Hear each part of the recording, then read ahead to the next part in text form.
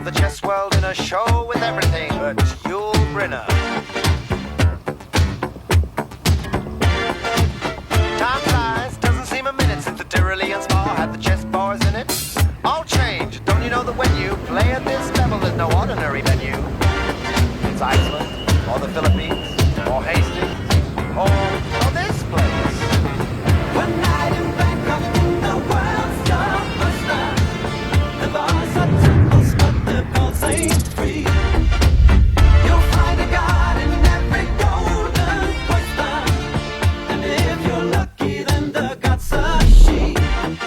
I can feel an angel sliding up to me. One town's very like another when your head's down over your pieces, brother. It's a drag, it's a bore, it's sweet, it's such a pity to be looking at the bar.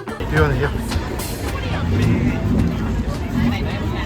Aku üyemde kaldığı üyeniye neram. Bu koyma. Umur dostluk bölümden. Bukan tahta, kucing ke batas. Bu kuduk. Hava kudurumun. Kudu ha. Ini cingkel lah. Kira. Bu ne ya tuh kan? Itu kira ni cingkel. Buatın bu zeh. İstek kuduk avrasya tuh. Молоко только. Ettek bu. Просто горло белок. Ох, так она противная. Bu şu ya. Kira ni.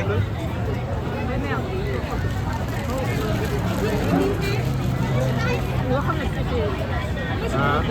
Bu krallar oldu var istek kuduktan. Anne yedik ne? Vay.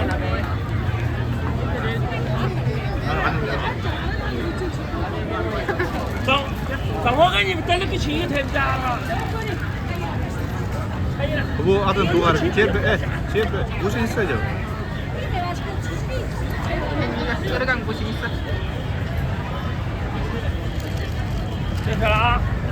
Coba duvar. Mana? Скорпион. Гость программа. Mana kada hiu ini? Без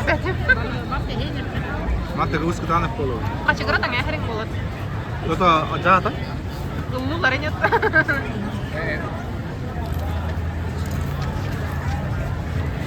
Просто kaca gerak serada. Tuam tentang Gua kudu. Kata ngabu bal. Yang buhara yang kadar buta hulu. Mana tak balut kudu ya короче ni.